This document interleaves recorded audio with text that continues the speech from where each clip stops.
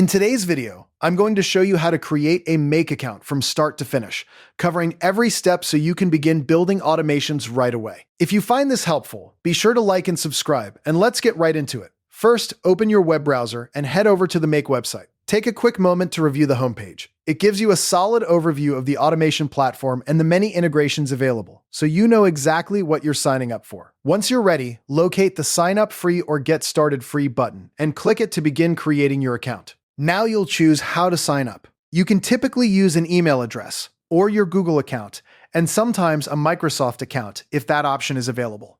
Select whichever works best for you. If you choose email, enter a valid address and make sure you have access to that inbox for the verification step. Then, create a secure password. A strong one includes uppercase letters, lowercase letters, numbers, and special characters. Store it somewhere safe so you don't lose access later.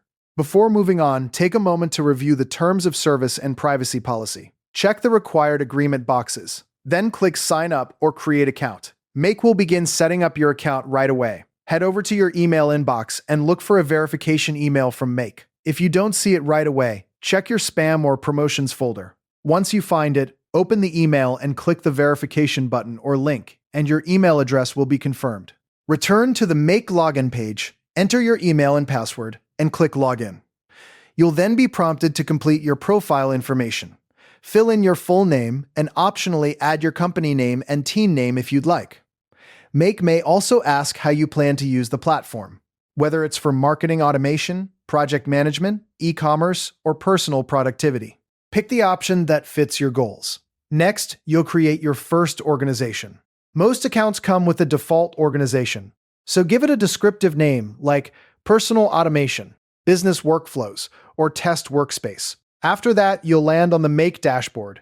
Spend a few minutes familiarizing yourself with the key areas: scenarios, connections, templates, and organizations. Then click Templates to browse pre-built automation workflows. They're a great way to see how Make works before building your own.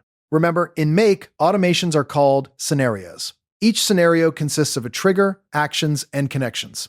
Head over to the Connections section to see where you'll link external apps like Gmail, Google Sheets, Slack, or Trello.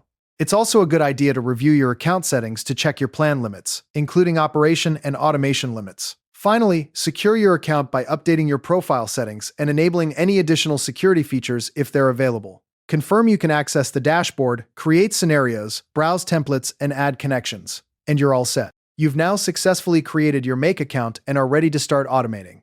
Thanks for watching and happy building!